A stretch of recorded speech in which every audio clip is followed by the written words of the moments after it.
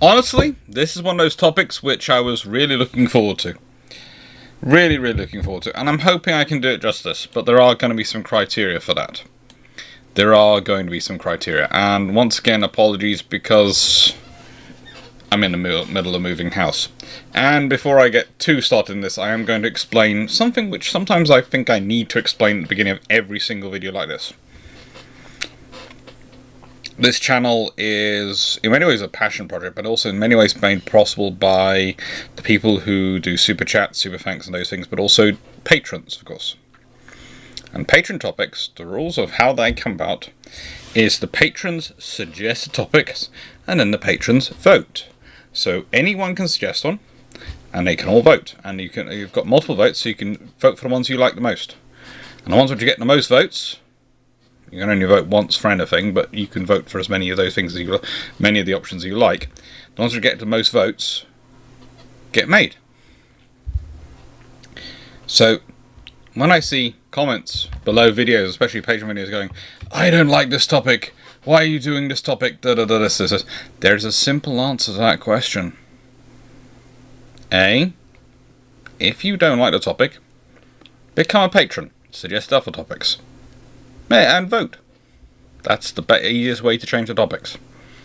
And secondly, the answer to why I'm doing it, because the patrons who very nicely fund the book habit, or as it probably is going to have to be the bookshelf habit, but we'll talk about that at the end of this video. So I think slides 16 and 17 are going to be all about that.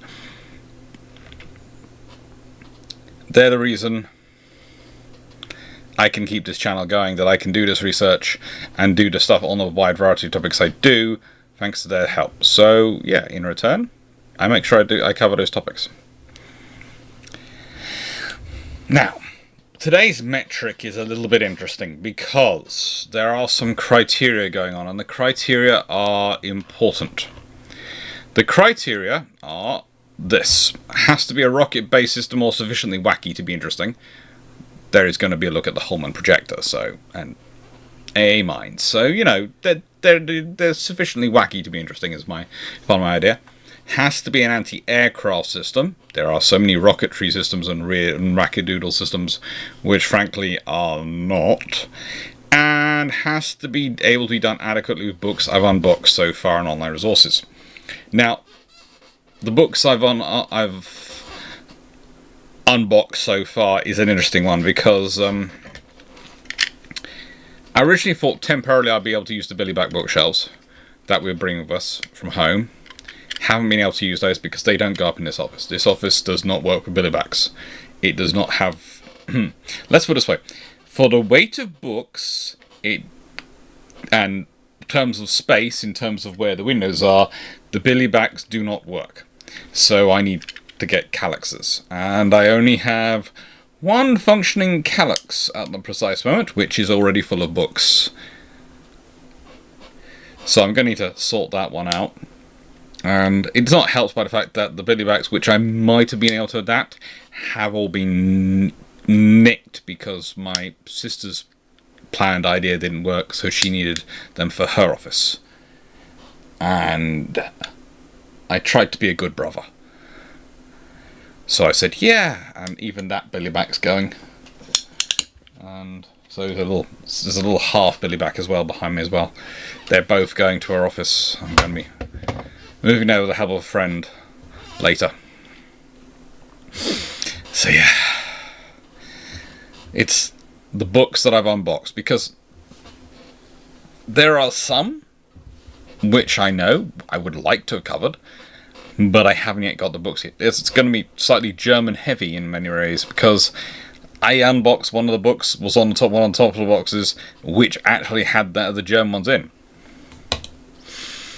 Now, shameless book plug. I always do one of these in every single video. Why? Because I'm a British academic, and the only way we get promoted, the only way we get anything, and if you hear any clicks, that's me fiddling with the knife, anything, is if we publish books. And there are more books coming. They are going to be coming by Kindle, and they're hopefully going to be Kindle Direct Publishing as well as Kindle Online, and they're going to be directly from me, but they haven't yet been finished. In terms of the pictures haven't been put in, and they haven't been neatly put together in a way that they can be published yet. Main things, life has tended to get in the way of that, but it'll get sorted out and it'll get done. And thank you for everyone for understanding. Thank you everyone for understanding again. I'll explain later, again, probably same slides, 17 and 18, or 16 and 17. The slides, I'll talk about pneumonia and how I'm planning to rectify some of the things that that's caused, and how I will make amends, because, you know, moving was one disruption I had counted on, although I hadn't counted on it being this late in the year. Pneumonia was not. Pneumonia in both lungs was not something I'd counted on. Believe it or not, when I did my year plan and I was working stuff out, I did not go, you know what will make July and August really fun? Get pneumonia in both lungs. It's going to be brilliant. No, I didn't do that. I can't think why, but that wasn't on my plan. So, systems that will be covered. Well, it's always good to give you a list in advance of what will be covered, and to explain a little bit about what won't be covered. Let's start off with what won't be covered. There's the USA's Operation Bumblebee and most of the things around that, because there are characters in that which make Rickover look like a nice, understanding, kind personality.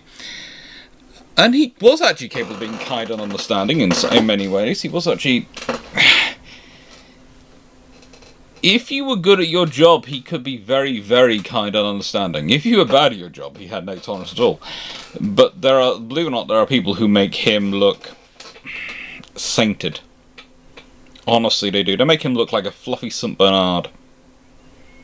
I'd like a fluffy St. Bernard. I'm told I can't have one until the office is properly organised and everything's working out normally. I think he'd be a good backup for the poodle and the corgi. So, the trouble is with that, and with all the American systems, is they have a lot of ideas for systems, but very little gets produced because they don't really need to produce it at the time. And the reason they don't need to produce it is because they're not under the same level of threat, but also the operating circumstances they're in. You know, there are good reasons the British start off with the unrotated projectile and then get rid of it, and the Japanese basically go for the Type 4 incendiary rocket, and etc., and go for that system. There are reasons why these things happen, so we'll be explaining those and go for it. But those same reasons mean that the Americans are very much focused on almost jumping past the unguided or even guided rocket stage to go to the missile stage. It's very much what they're keen and interested in. And that means that takes longer and doesn't really come out till well after World War II, and the systems, when they come out, they do not really look the same as any of the earlier systems. But saying that, there are things like the Typhoon, the German rocket here, which gets turned into a very interesting weather rocket system for the US Armed Forces and the US Weather Services. And I think were used by civilians up until very recently still for weather measurements and those sort of duties. So there are very interesting systems going on here. I think it's a highly modified version of Typhoon. So Operation Bumblebee is something which probably deserves its own video at some point, and I think probably Year of Leadership, because as I've said, there are some characters involved who are some really interesting leaders. It might be something I cover under sort of a technical leadership. You know, if you are an engineering scientist and you're leading a naval organization, how you deal with it. How you lead upwards, how you lead downwards, and how you lead sideways. It's always an interesting thing. We often focus, when we're talking about leadership, on people leading upwards, i.e. managing the people who are managing them, and leading downwards. But you also have to lead sideways. If you are a group of a certain level of, let's say, directors working together, and no one's actually the boss, you have to use a lot of persuasive leadership techniques, a lot of compromise techniques, and a lot of, for want of a better phrase, almost politics to manage to get things to work. And there always has to be someone doing that. Usually someone in the group. Usually that person ends up being the next boss, or actually, how to put us, being the power behind the next boss, because they don't actually fancy the job of having the headache of being the actual boss themselves. Sometimes you have to be the boss yourself, because you can't trust anyone else to deal with the people above, but you try and avoid it. So now let's look at what we've got coming up, what we are actually able to discuss. Not Operation Bumblebee in the US products. We're going to do Japan, of course, Type 4 incendiary rocket, the Rosa, and the AA mine discharger. Really interesting system, and something which you should probably worry about as an idea to come back again. Considering the anti-submarine shell has returned, the AA mine discharger, the anti-aircraft mine discharging idea, might come back. Considering some of the powers of modern mortars and systems, that could be a really interesting and scary idea to return. The British, of course, have the Holman projector, the unrotated projectile, and the Z battery. Now, I do realise the Z battery and the unrotated projectile are technically the same thing, or rather, one's technically the land equivalent of the other, but they're also technically different, and they're different enough to be interesting, and there are some really cool pictures of both, and so I'm going to discuss both as a separate thing, because they also are sort of separate points in the war almost. The unrotated projectile is pretty much out of service by the time the Z battery comes into service. And it's a case of, for the very reasons this is not proving practical aboard ships, it could actually work on land. For the very same reasons.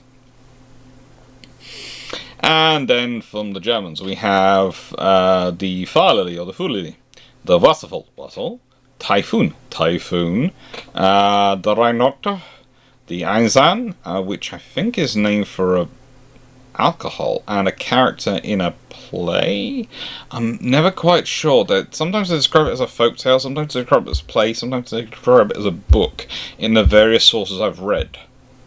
So, if someone can clear that up once for all, because my suspicion is it's a play, a book which was turned into a play, but the book was based on a folktale. That is my strong suspicion, and that's why people are able to point to all three and go, oh, it's this, it's this, it's this. But I'm not 100% sure, and honestly, when I asked my friend, who is far more of a German specialist than I am, and is far better in German than I am, in terms of the history of their programs, he looked at me and went, that's a lot of beer, and you're paying while we figure that one out. And I went, okay. Next time you're in Cornwall, we'll happily do that. But if anyone wants to save me beer by explaining that I save me the cost of the beer, then please put it below in the comments. But I will add that any comment which adds to the length of the beer, the amount of beer I need to buy by adding more into the discussion, that will get the BDI. Definitely. And the Heinschel HS297 Fawn. They're all interesting systems, and one of the things you have to remember about a lot of these systems is that they are about force multipliers. They're about magnifying and trying to deal with problems which have come up, and the problems which have come up mostly are things to do with, well, for example, the British. They were thinking about heavy bombers. That's where the unrotated projectile and the Z battery comes from. It's all about dealing with heavy bombers. And the thing is, they're preparing to fight. In many ways, they're preparing to fight the Royal Air Force. Which is not necessarily the worst idea in the world for the Royal Navy. But relations never get quite the same with the Royal Air Force as they do between the IJN and the IJA. That's the Imperial Japanese Army and Imperial Japanese Navy. Not quite the same. Yeah, pretty interesting, but not quite the same.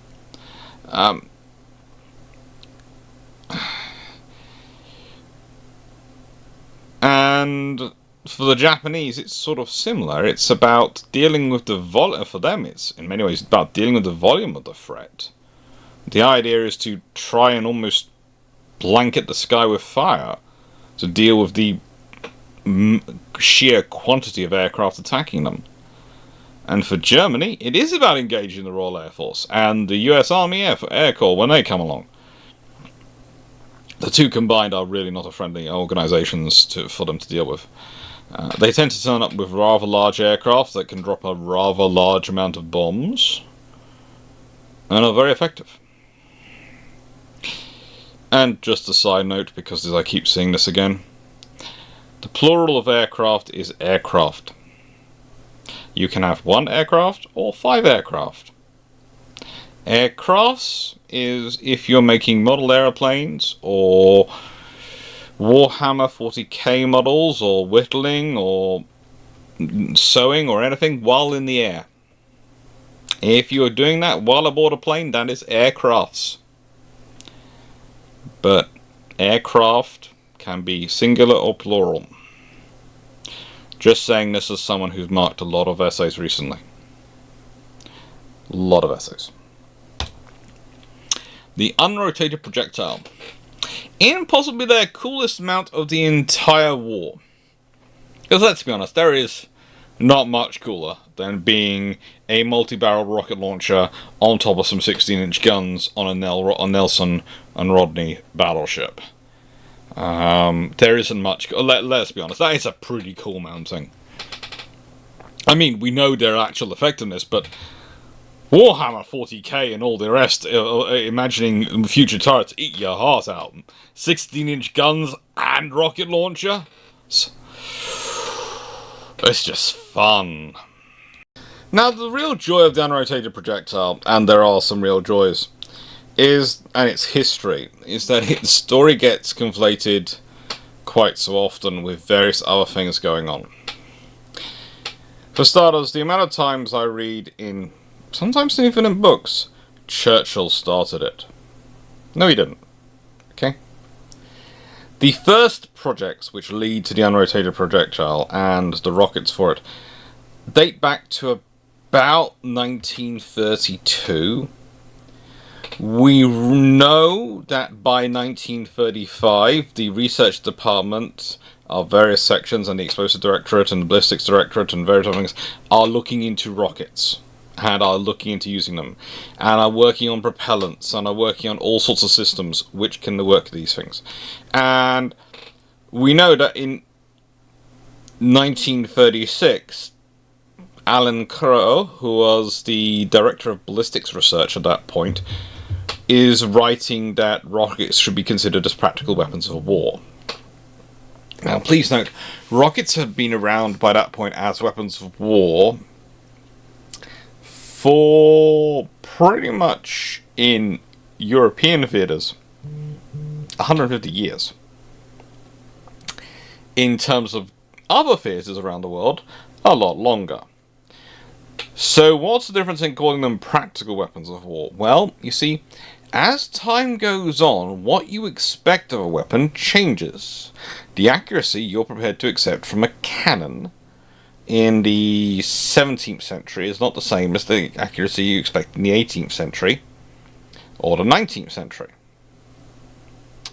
And it's certainly not what you expected in the 20th century. And again, with rockets, the rockets you were happy to have during the Napoleonic era, as interesting as they might have been, are not suitable for how you want to wage war in the 1920s and 30s. So often when we call things practical weapons of war, we are A, reinventing a weapon we've already been using, but we're reinventing it to a level which is practical for us to use under modern circumstances, and considering modern requirements, whatever those might be, for modern, because modern is us now. But in the 1920s, for the people in the 1920s, modern was what was them then. It's fun. It's some great little history. Anyway, so the thing is, they have been working on these things and working for him, and by 1937 they've pretty much focused on the subcommittee on air defense. Has pretty much decided to focus in that the 3-inch rocket is better than the 2-inch rocket for doing the things, and the 3-inch rocket was going to take up some sort of, how do I put this?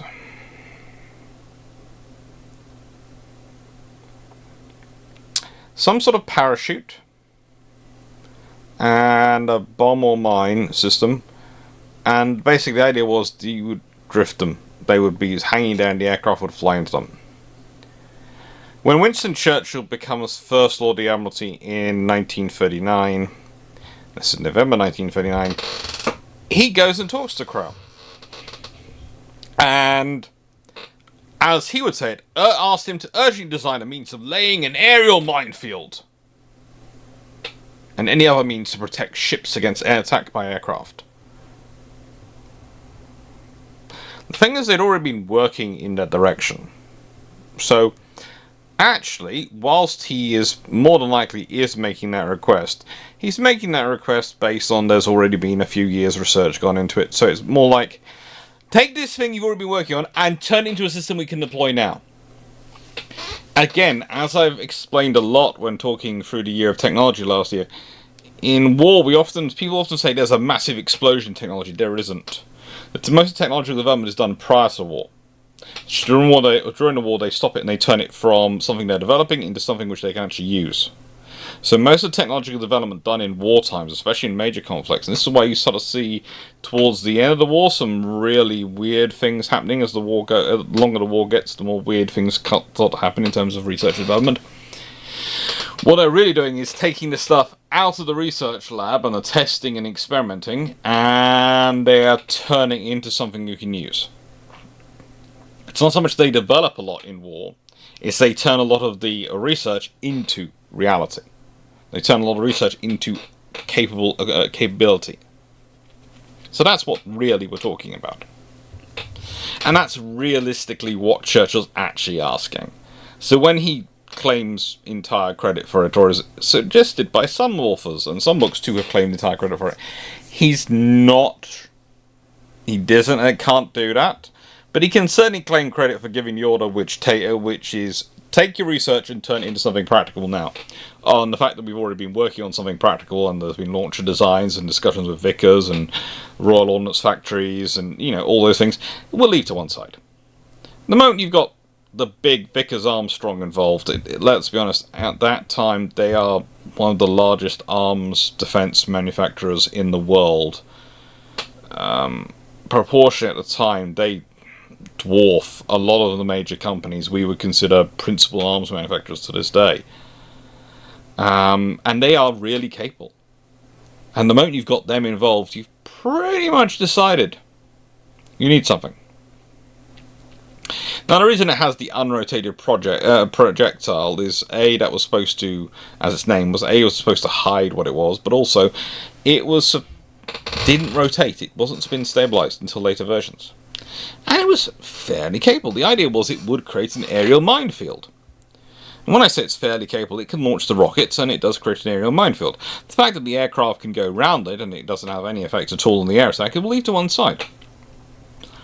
And the other problem for it is you fire it into the path of the aircraft, but both you and the aircraft are moving. You see, this is the big problem with this whole scenario, is that you're laying an aerial minefield. Minefields don't move. The ship does move. So unless you're going to try and lay a minefield of aircraft, a minefield in these rockets in the sky, and then have the ship going around in circles in this protected minefield, it's not really going to give you any protection. They outpace their own minefield. And again, people go, well, surely they can use it to attack individual aircraft. Think about how many you have to launch to create that minefield per aircraft. So yes, you go, we're going to have 4 projectors apiece on 5 battleships, and a pair each on the 6 cruisers, and one on the monitor HMS Erebus, as it would make those ships invulnerable to air attack. That was one of the claims. It's not going to. One is going to create a small section of a minefield, which is going to be visible, so the aircraft is just going to go, there are parachutes and weird things in front of me. I'm going to avoid that. And the 4 projectors on the battleships, well, yeah, that's 4 sections. You see, it's a nice idea. Thinking about sticking a minefield around the ship is a nice idea. The reality is no. Now, if you think about that, though, the problem is because the ship moves and the aircraft move. What happens if you're a target which doesn't move? If there's something which doesn't move, or something which it's easy to watch a lot of aircraft will naturally flow towards. Well, that's when it becomes more interesting later, and that's what we'll talk about when we get to the Z battery. Now, the fire lily, that is a very different concept from the unrotated projectile. It truly is. Honestly, the fire lily is one of those systems where, again, the Germans are shooting for perfect. And the thing is, you can't necessarily object to reaching perfection. You know, we should all strive to make ourselves as good as we possibly can do. But there's that possibly can do. This system was supposed to be a radio remote controlled, basically a line of sight system, with at first a single stage, then a 2-stage rocket, and it keeps having trouble with the engines. It's a constant work with the engines to try and achieve what they want to have. There's a whole debate as to how to launch them, whether they're going to be launched from a modified 88mm AE gun, or whether they're going to be launched from a oblique ramp, and how they're going to be used. And I can understand why they're reaching for that, and we'll talk about this as the German systems go on. I can understand why they're going for as much as they're going for,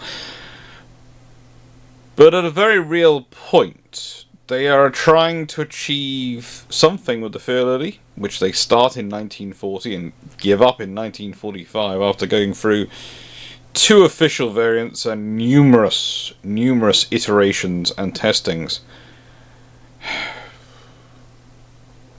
Numerous testings. But they keep trying, and this is the process of the Germans because of the situation they're in. They keep trying.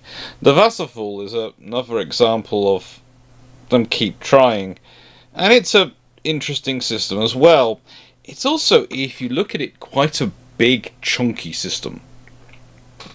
And that's one of the things you realise very quickly.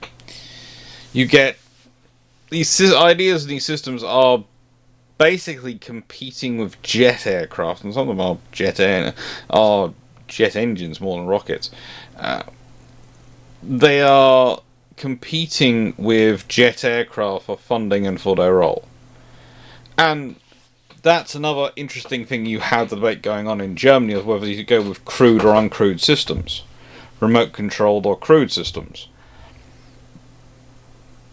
Because whilst you can, in theory,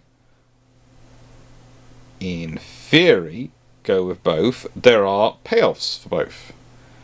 A crewed system can be far more responsive, and it doesn't suffer from the same issues. Now, the issues can be the remote control system breaking under the forces you're designing it to deal with. Because, yes, you might design it perfectly, and this is another problem the Germans have, is a lot of their manufacturing base starts to disappear as the war goes on. Again, because quite a lot of what they're looking for with their manufacturing is very, very precise, fine tolerances. It doesn't really work as well for the skill level they're working with, especially, and this doesn't really affect the missile and rocket programs as much as it does other systems, some of their slave labor operations. It doesn't really matter if you're occupied territory, the extension of the concentration camps, which of course were part of the Holocaust program, or the slave labor camps which were using prisoners of war, mainly Soviet ones. It doesn't matter what you're talking about, it's not a good scenario for getting fine quality work under fine tolerances. And yes, that has more of an impact on the manufacturing of some facilities, but believe it or not, you might not use the labour to run the actual factory when you've got it built up, but those factories depend on the equipment being set up perfectly, which means everything supporting them has to be built perfectly. One of the fun things is when you're dealing with rafted machinery to deal with the vibrations, and one of the things I'm going to work on for this office is I've got to raft to an extent, or find something which is equivalent to a rafting, my computer, because currently it's on a wooden floor. And the only thing worse for the background noise, and you'll probably have been hearing the background noise the entire way through, is if it's actually on the top of the desk. Because the vibrations go from there straight into the wooden floor, and get magnified and get picked up by the microphone. Which means I either have to turn the gain down on the microphone, which makes me very quiet, or I have other issues. But I'll fix that all. Currently the computer is on some carpet. And that will serve for a little while, but eventually I'm going to have it properly raised up and on something which will deaden the noise. Back at home, my previous home, I of course had it on top of a fridge. And so the fridge was on carpet, and there was carpet between the fridge and the computer. And those two things together, they sort of cancelled each other out and stopped the vibrations being picked up so much by the mic. Not as bad. So, yeah, the Jones are building these big ideas. This is a 3.7 ton system, 8,200 pounds. Liquid propelled rocket. The Wasserfall it's a system and a half. Really is a system and a half. In fact, technically, it is the anti-aircraft version of the V2 rocket. That's some fun bit of history. The idea was you could put a massive warhead on it. It would have an operational range of 25 kilometers, be able to go at 1,700 miles an hour. And if it hit a target, it would disintegrate it and lots of things around it. That was the idea. Never comes into service. It has a lot of potential, in theory, on paper, but it never comes into service. Again, another of those scenarios where you're looking at the limited number of people you have available and you're going, are you really doing the right thing, drawing them off for this? In contrast, this is the Z battery. Now, these pictures are mostly from the Merseyside installation, which, if you think about it, is actually quite a sensible idea for that aerial minefield. Why?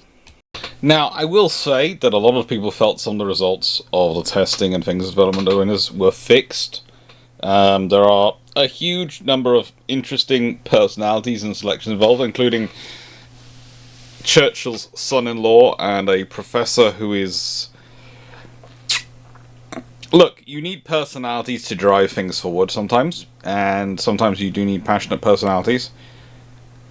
But it's when passion overtakes the application of the scientific method you have to worry about. In this case, though, I think actually they weren't necessarily wrong. There are differences between the land-based rockets and the sea-based rockets. And there are some advantages in using them. Mostly, they are useful in creating pockets of space where enemy aircraft usually don't want to go.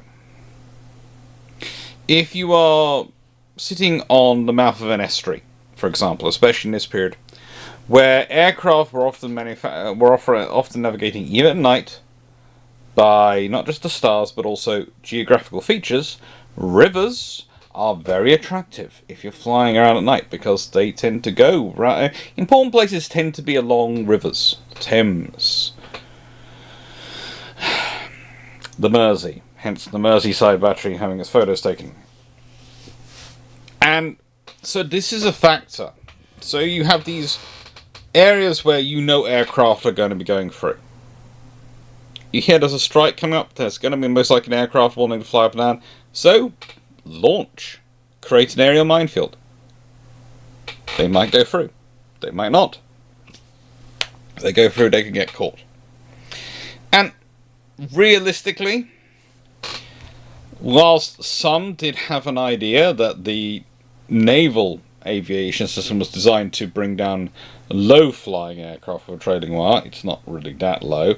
It was aimed at torpedo bombers, perhaps some of their design orientations I could say, but we'll leave that to one side. The land-based system is, how do I put this, a high-explosive warhead detonated by a photoelectric proximity fuse. Basically go up and boom when it finds something, or in the proximity of something. And I would say this is one of those projects during World War II where you can argue its value. I'm not sure whether the amount of resources required to produce 2.4 million a year was really justified. But I would say the units that used them, whether they're from the Royal Artillery or the Home Guard, and the Home Guard were able to be up to the age of 60 and use these systems. You had to be 40 or under if you were going to provide in regular AA guns, because they were so much more physically demanding. It works. The fact that some of the Z batteries, especially those used by Canadians, provided the idea after using them of developing what was known as the LAN mattress, the surface-to-surface rocket system, mainly because the number 4 projector unit and number 2 were both used in the North African campaign, mounted on, well, 3-inch gun trailers basically. And they ended up using the number 4 projectors systems to deal with an Axis infantry attack, which is a nice way of saying it was to deal with the Italians. It's always interesting that they make it's Axis when it's the Italians, it's Germans when it's the Germans. But yeah, it was basically used, and these rockets work against land targets. They do. They scared the bejesus out of most people, let's be honest. Let's be honest, if you found yourself on the receiving end of a battery of 3-inch rockets, you'd probably consider that a significant emotional event, if not a reason to not be in that area. Especially if you're in the open terrain of North Africa. It could be less open, but it was often quite scrubby and open. And then we have the Japanese Type 4 incendiary rocket, the Rosa. Now, this, to me, it's an interesting case of, we have a really strange problem. Japan has worked out that this is their phone. We have a really strange problem. Our AA guns aren't working as they're supposed to, and we are running out of pilots. That's a long way away at this point when they start working on it, but we are running out of pilots. How are we going to solve this issue? How are we going to give ourselves sufficient depth in terms of defense to be able to do the offensive punch which we so desire? And that's often the interesting question you have to come about with, because think about it, we talk a lot about war being about logistics and infrastructure, and it is. But you have to have the defensive depth to allow the logistics and infrastructure to work. And that defensive depth, the amount you require, is variable depending on what we're talking about. If we're talking about a warship, it needs enough defensive depth to be able to maneuver to operate its primary attacking weapons. For an aircraft carrier, that is a larger space, because it's moving around and usually looking for wind, even sometimes to this day, to support taking off and landing its aircraft. For a battleship, that's slightly reduced. They might have the turning circle of an oil tanker, but, well, some of them. Some of them are slightly better. Let's say they have the turning circle of a ferry, a large one, or maybe a medium-sized ore carrier is more accurate. It's a smorgasbord of discussion points, but what matters is they still need that space to be able to work in. That's why they have the secondaries they do. The secondaries are about making sure they have that space to work in. And it's the same with a Type 4 incendiary rocket. It is about providing the space for carriers and battleships, capital ships, to work in. That's what it's about. The Japanese idea of how to stop enemy aircraft coming towards you was very simple, really. They looked at tracer, and they worked out, well, hang on, pilots like to avoid tracer. So obviously they don't like bright lights coming toward them. Let's put a wall of flame in front of them. Let's make their entire vision be filled with fire and fury. They won't want to fly through that. Now, the beehive shell, which was otherwise known as, and I'm going to mangle the Japanese, I know this, the San Shikidan, or Type 3 shell, was honestly considered more of a pyrotechnic display than anything else. When I say it's considered more of a pyrotechnic display, I'm using a very nice translation of what they write and what is written by a fair number of historians when they talk about it. They basically say the sailors, the airmen consider this more of a pyrotechnic display or something along those lines. And let's put this: young American pilots, World War II, early 20s. Imagine what they're actually using as the phraseology to describe it. Pyrotechnics display is so much nicer. Now, the thing is,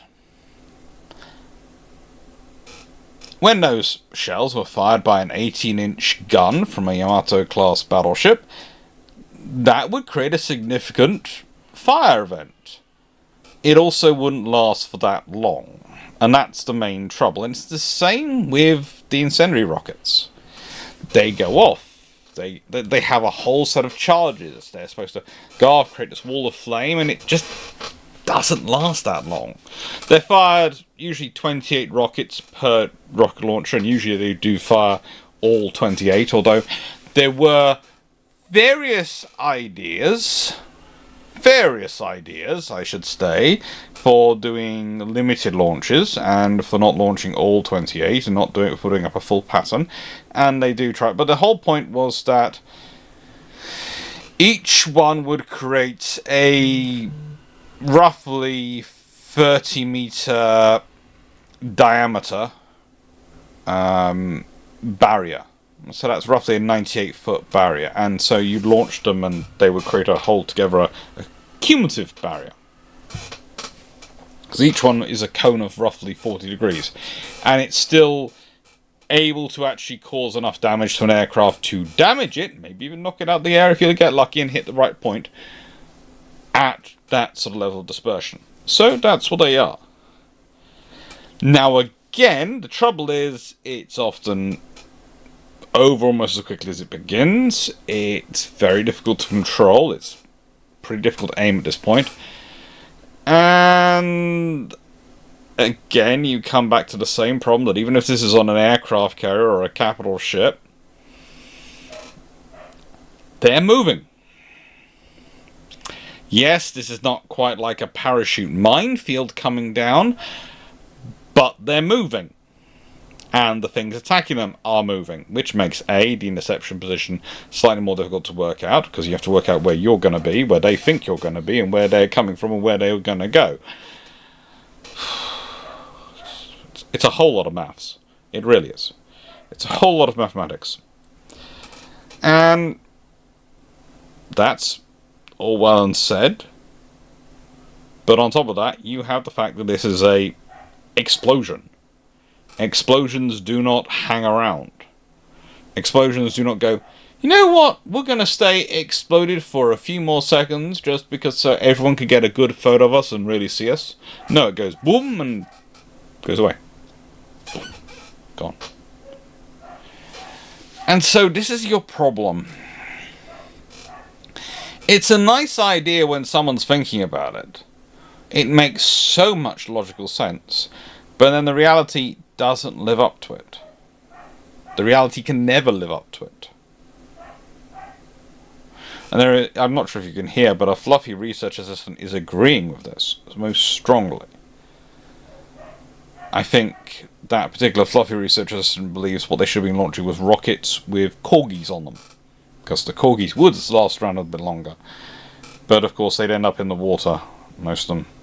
And then you have to pick up a lot of wet dogs, and that's going to stink out your ship. It's just not a good option, okay? It's not a good option, fluffy research assistant. But leaving that to one side, the next one was the Rhine Tochter, the Rhine Maiden. And yeah, this is another. We have a good idea. Is it good? Or is it good? Because there's a difference here. Is it good? Or is it good? Let's see what you think as we talk about it. So, to preview my answer, it's good. It's a good idea. You know, the idea is we have a multi-stage solid fuel rocket that's going to be able to accelerate fast, is going to be able to get a large warhead to its target. You know, you're going to have various forms of targeting were trialed, and they do 82 test firings. They also looked at an air launch version. But at a certain point, you do have to remember that that's plywood, which is actually fairly strong and fairly capable for its time period, but the control surfaces are made of plywood. And what are they trying to do with it? And this is one of the points that comes up a lot in history when you're talking about the ideas and when things come about.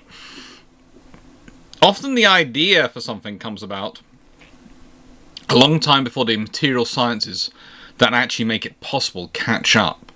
So you can have something which looks great on paper,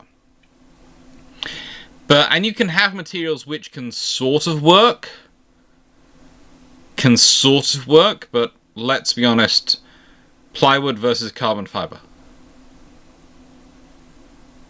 There are advantages and disadvantages to both, but which would you prefer for your missile?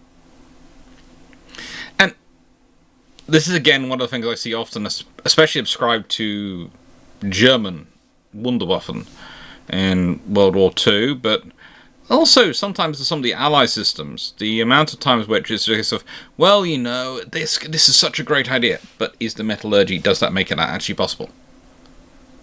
And what metallurgy can you build something of also can affect your supply of it. What materials you need. Again, this is something of advantage that Britain and America have in World War II. The British Empire has.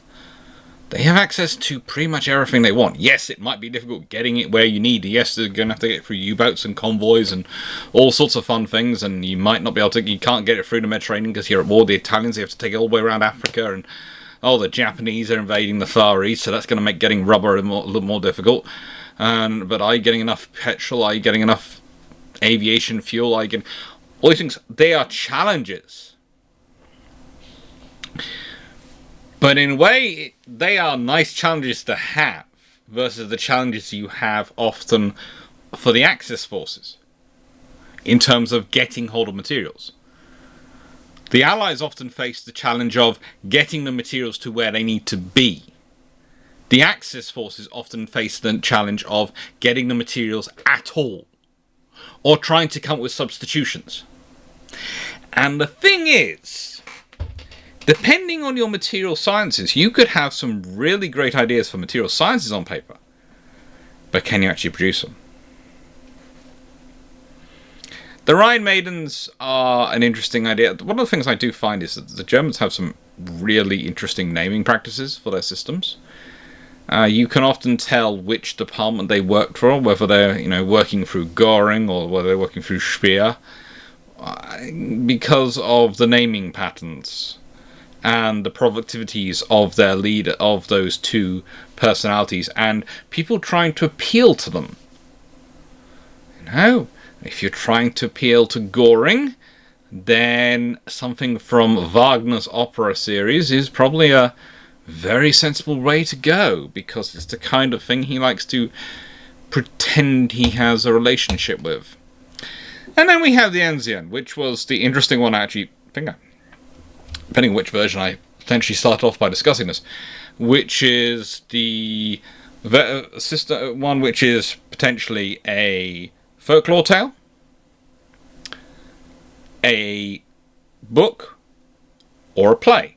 Now, I think the story goes that it's a character who's in a folklore which is written down as a book and is turned into a play.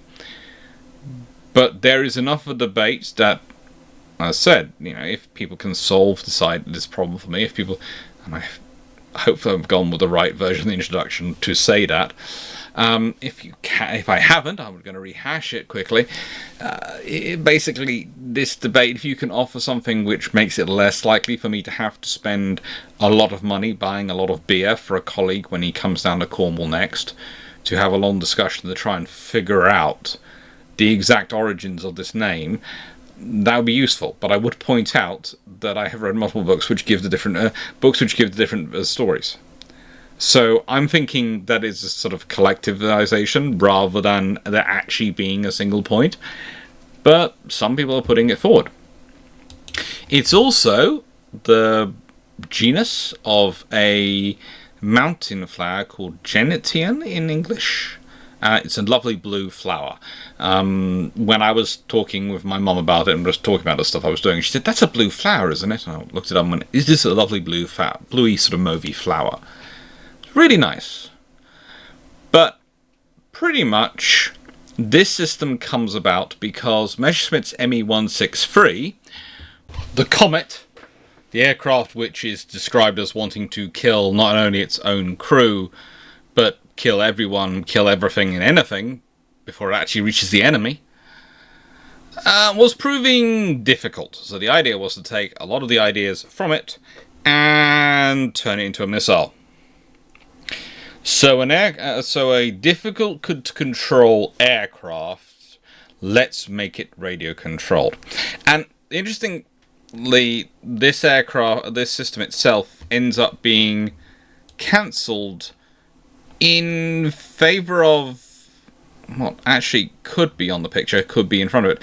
It's in fact cancelled in favour of the Henschel HS-117 eventually, which the Schmetterling, the butterfly, which was felt to be more likely to be successful, and that was a Wagner project. Professor Herbert A. Wagner, but who'd actually offered it to the Reich Air Ministry earlier on, after he'd finished developing the Henschel HS-293 anti-ship missile, which is the more successful, less well-known anti-ship weapon system. But the trouble is, with both these systems, is that realistically they're coming in too late. When the Enzian is finally cancelled, it's officially January 1945, and yes, the Messerschmitt engineers continue trying to develop it, but it's January 1945. When you consider the sheer number of projects they've been pouring effort into until January 1945, when you've got what you've got happening on the Eastern Front, when you've had D-Day happen, when you have what you have happening in Italy, and yes, new weapons can help with that, but you also have to start rationalizing your efforts at a certain point, and January 1945 is probably a bit late. And the fact they don't successfully rationalize the weapons because of the various internal issues just adds further problems to it, honestly, for them. Then we have the Typhoon. Now, this is the little rocket idea, and the idea of this was you would have a huge forest of them. Dozens upon dozens, if not hundreds. You'd fire them all, and it would be rising up and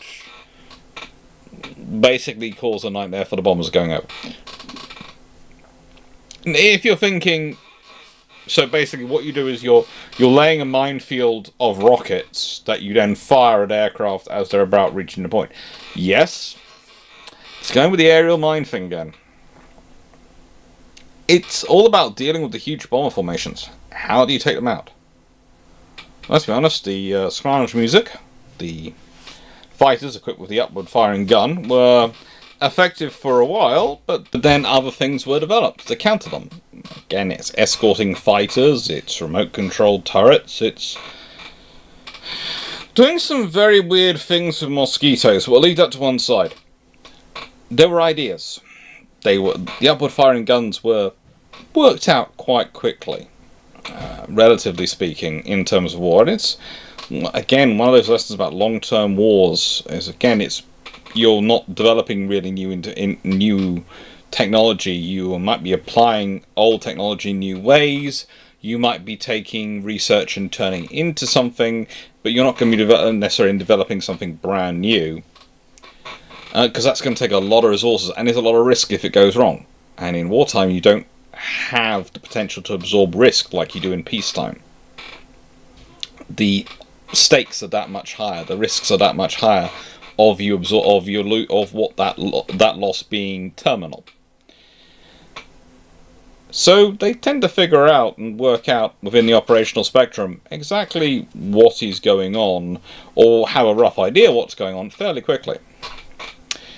Typhoon, though, was a very reliable, very simple system. In fact, it was probably an exceptionally simple and sensible system. It just wasn't practical to deploy in the numbers they needed. That by the time they have it, they need tens of thousands. They need to be on 2.4 million a year production line, and they're not. And that's really the sad thing at this point. Because the Typhoon, if any of them could have been put into that sort of large volume production, so they could have been launching huge barrages of these against the coming in hordes of bomber aircraft, then they might have been able to do some damage. And now we have another weird system, the Holman projector, because, well, honestly, the British have to have a weird system in here, and it has to be a very weird system. And there's this one and the one that come after it are definitely high on the weird scale. The Holman projector is... how do I describe it? Possibly closest to a T-shirt cannon in terms of weaponry. That is probably the closest thing to think about, a T-shirt cannon, and I will explain that. Now, interesting enough, one of the surviving pictures of it is this one. If I go to here to find out new lines of the new camera, new office. Maurice Oram is actually the designer, and he's the one firing this particular projector. Now, roughly 4,500 of these are built during the war, and they get used for many things, including firing potatoes. Their main advantage was they could reduce them and put in service quickly. They were very good for craft which weren't built for them, which didn't have the settings on them, so small craft like coastal motorboats, trawlers, merchant vessels. They are a pneumatic mortar. They can be fired using steam, high pressure steam from the engine, or compressed air, depending on what's the best requirement for the system. And it goes through 3 marks, and the Mark III is able for multiple projectiles launched to roughly 1,000 feet, and it's semi-automatic, and it's all sorts of things. Again, it's the aerial minefield approach, and again, what its main advantage is the surprise. If you're an aircraft coming in low to strike, and you've got these going off around you, that's going to give you a bit of a, oh, frigate, what should I do? They don't take or account for many losses of German aircraft and Italian aircraft. They really don't. But they account for a large number of deterrences. It's one of those interesting things. This is not a weapon system which is necessarily an effective killing weapon, but it's an effective deterring weapon. And it's an effective and adaptable system for all sorts of other things. The Royal Navy actually rather liked the Holman projector. They had a lot of fun with them. And myself, I'm slightly attached to it, because you can find a fair number of them in museums around the UK. But also, I now live in Redruth, Cornwall. Well, not far from Redruth, just outside. And these were developed by Holmans. in Camborne, Cornwall, which is just the other side of Redruth from me, and actually were tested in Porthtown, and that's where that picture takes place. And Porthtown, sorry, not Porthtown, Porthtown, there are so many like that, not far away, which is a lovely beach to get, you can, in certain times of the year, you can actually even walk the dog on it. It's wonderful. So, it's a really nice local system as far as I'm concerned, and a really interesting bit of history. Also, I would say, of all the aerial mine systems the British develop, this is the one which most fulfills its very limited brief. Most of the others are developed with ideas of grandeur and greatness. This is literally developed of what can fulfill this role for small vessels, and they get better and better for the small vessels. They really do work it out so they can be useful for small vessels. It's a good system. Now we have the AA mine discharger. Yes, well, everyone's favourite system from the Japanese. Let's see if we can do anti-aircraft fire with our mortars, because that's what our infantry need to be doing, using their mortars to engage aircraft. So it's actually a kind of mortar cluster munition more than necessarily an AA mine discharger, because the 7 rounds which come out of the mortar each have their own individual parachute. It basically fires in an arc and gets to a height of roughly 600 meters, and that's where it disgorges its mines. Those 7 mines, as they're coming down, if they make contact with something, they go boom, but also they have a set timer, so they also go boom if the timer elapses. So it's a sort of form of cluster munition. But it's also an interesting idea that you can call in a mortar strike on aircraft. But again, think about it properly, because when you think of it as something responding to an air attack coming in, that's not probably going to be the most viable system. You know, quickly, change the mortars, orientate them on the aircraft, fire, and get the range. Not necessarily going to happen. But if you spot an air attack coming in and you know the aircraft are going to be, let's say, hugging the earth, they're going to be absolutely hugging the earth. They're coming in low to avoid radar or to avoid AA fire. They're coming up a valley or something like that. Using weapons like this is perfectly reasonable and very effective. In the right circumstances, this is going to be an ambush predator, and it's going to be something which aircraft do not want to engage. It also adds an extra risk to your risk profile, because if any 70mm mortar, and the fact is, whilst they had a specific mortar, the standard 70mm mortar could also be used.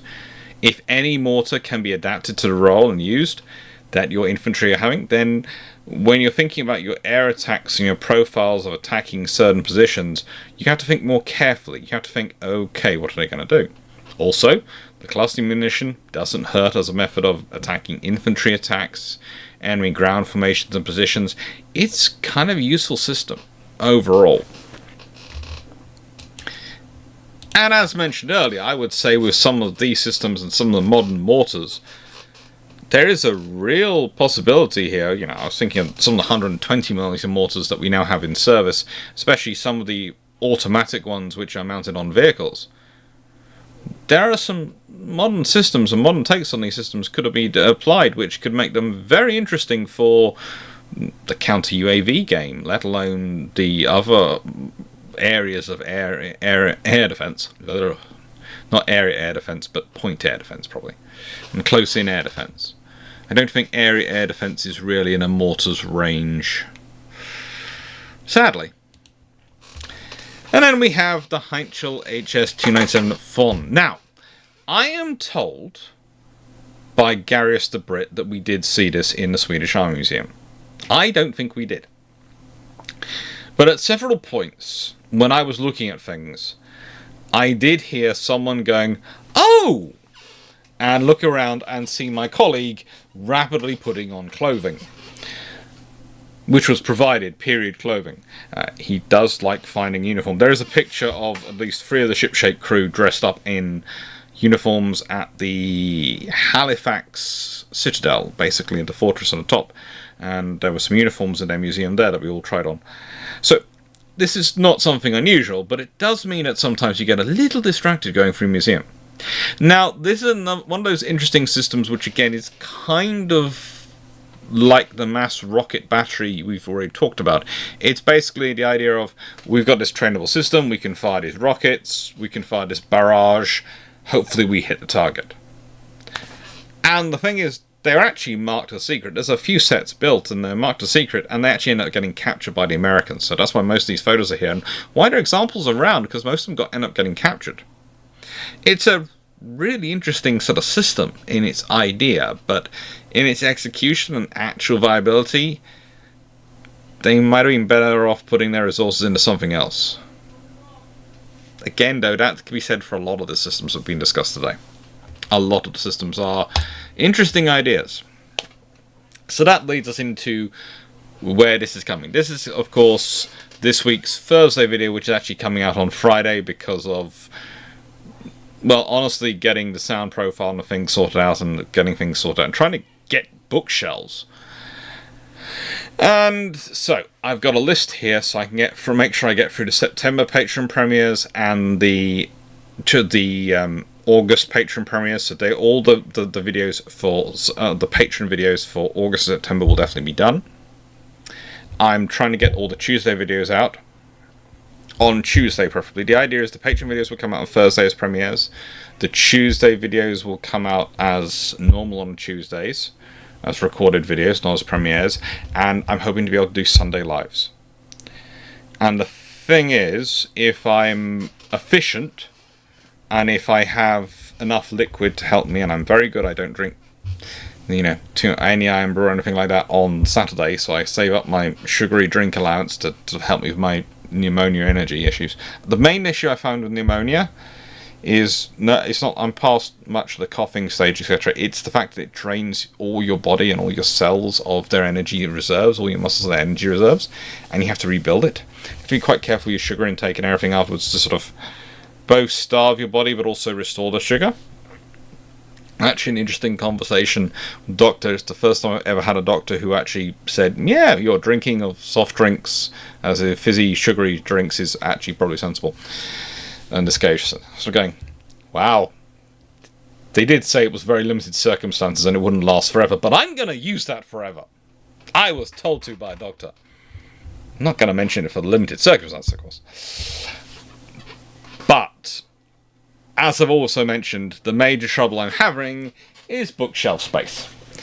And whilst I'm hoping to solve some of that next week by making a flying visit to Naval and picking up some old calyxes from him, he hasn't got that many. And I worked out how many calyxes I need and how much of them I need for an office to set up. And it's not just bookshelf space, but also when you're getting them, you'd also use them for drawers and those sort of things.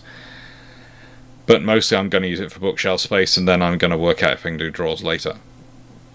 But there are some issues with it. So I want to do all this, and I will do all this, and this is the schedule I'll hopefully keep up until we get into October, when I'm going to hopefully, from about the second week of October back then, working out time-wise, I'm hopefully going to be able to get back to doing Thursday lives and doing a far more regular schedule. And then November and Christmas will proceed as they historically do, where I have videos going out every single day and everything's normal and there's 60-second videos going on, but everything's being done. Going to get back to all that. One of the things you might notice is the 60-second videos have been coming out. And they don't take me a lot of time to do, honestly, because I'm usually editing my larger videos. But they do take time.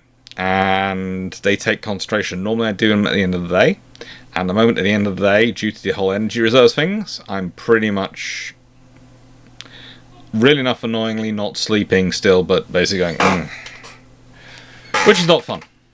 It's not fun, but it's doable, and it's getting better. Slowly, it's going to get better. It's going to take weeks and months, but it's going to get better. Pneumonia in both lungs. It's fun. It is fun. So thank you to everyone for your support. And as said, well, I have a new target. I used to have a target for the next couple of weeks. In that, everything I raise from now on in terms of super chats, what do you call them?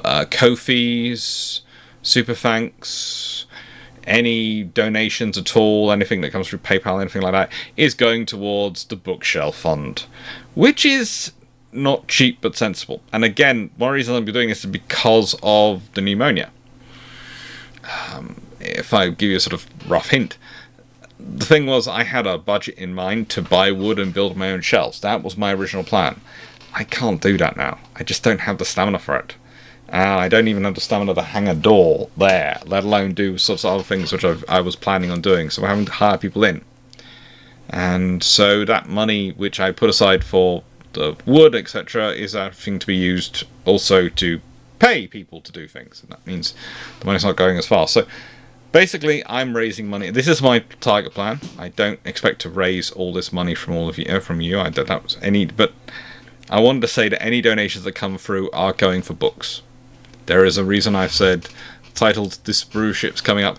Money for Clarke's book space ain't free, and that's really the thing. I need to get the books out to be able to do this, to be able to do the history I want to do for you, or to provide the history I want to do. And I need bookshelves for the books to do that. And I can't build them like I was planning to do. And this real place, yeah, it's strange.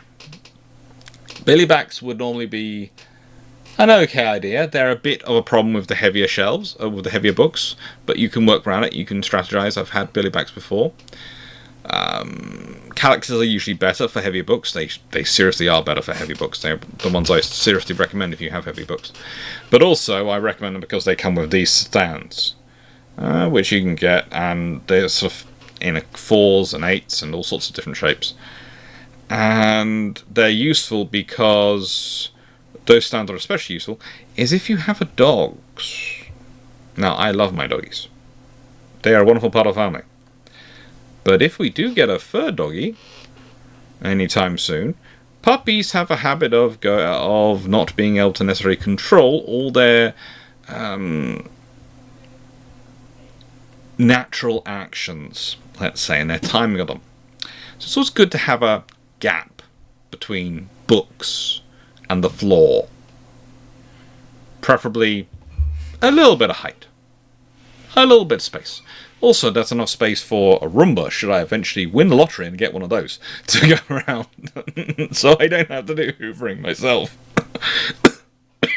Sorry. But no, that's pretty much... So this is sort of an update of what I'm doing over the next few weeks, and if I'm raising money, etc., everything, that's where it's going. Normally, the money from all the money raised in this channel goes towards buying books and doing more research that way and funding research. For this period, they are going on bookshelves, on the housing for the books.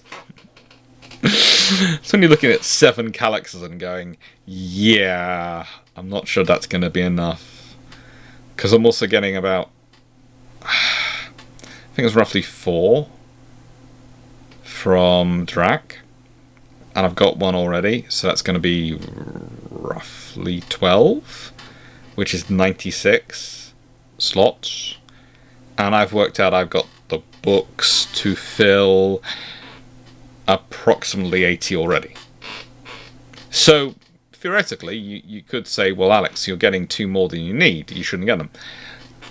Well, A, I'm going to need some drawer space for things. And B, and this is going to sound very, very selfish, there is also a sensible point of getting enough bookshelf space that I can bring stuff. If I get stuff, I'm not going to have to immediately go, right, I've run out of bookshelf space already. That seems a bit stupid. So my target is to do that. But as I said, I'm not expecting it. I wish I would raise all the money for this, but I'm not expecting to. I will most likely be putting money from Patreon and all the other things towards it, and any other earnings. But again, as I said, any money raised on this channel is going to go towards that during the next period. Thank you for your support as ever, and thank you for putting up with me. And again, this is back to the schedule. As you can see, I will be getting through everything, and when this goes live, the I think the October suggestions are in. I'm not sure if the October suggestions are all in. If they are, I'll make them go live. I'll set that up and have that go live this weekend. But I was giving a bit of time because I got a lot of messages from people going, "Oh, can you hold off on the October suggestions for a bit because we haven't put ours in yet." So yes, the October suggestions, I can confirm, I've just checked, is still live. And basically there's a little video there. So patrons can make suggestions and the vote will go live this week at some point. But it's been live since August the 18th. So it's been live for almost 2 weeks. It's longer than normal. But I'm still getting messages from people. It's had 34 comments on its suggestions, so yeah, there is space for a few more. Thank you very much everyone for watching, and I hope you enjoyed this video. What have we got coming up next? Well, theoretically, it's better if I go back to here. Next week, we've got the Bruce ships live on Sunday, and then next week we've got Jessica Brisbane's submarine aircraft carriers. Why would anyone think the I-400 class was anything other than a huge waste of resources? So the advantages and disadvantages of submarine aircraft carriers.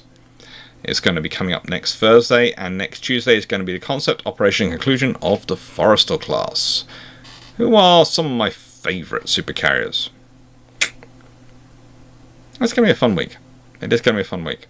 I'm going to hopefully record both those videos this weekend because next week I have to drive back to Surrey and then drive back here. So I've got quite a full weekend because sorting out both houses again. It's good for me. It's good for me to have stuff to do. It's tiring while still getting over pneumonia, but the doctors say I'm doing okay. Thank you again to everyone for your support, and thank you very much for all your help and kindness. Take care, and hope you enjoyed the video. Oh, I know I normally end these videos with a question, but honestly, I thought I was kind of introducing the idea of a question with the idea of a modern mortar system. But I'd love to hear, broadly speaking, what you think, if any of these systems you think could be used. Any of the wackier systems could be used or interestingly adapted to modern times. The UAV threat and the micro UAV threat especially is something which I think could lead to some very interesting ideas, because it's going to be cost-effective defences for low-value units and things which aren't designed for the high-energy systems. You can fit a laser, you can fit an EM warfare suite on a ship which has a decent power generation systems and power storage.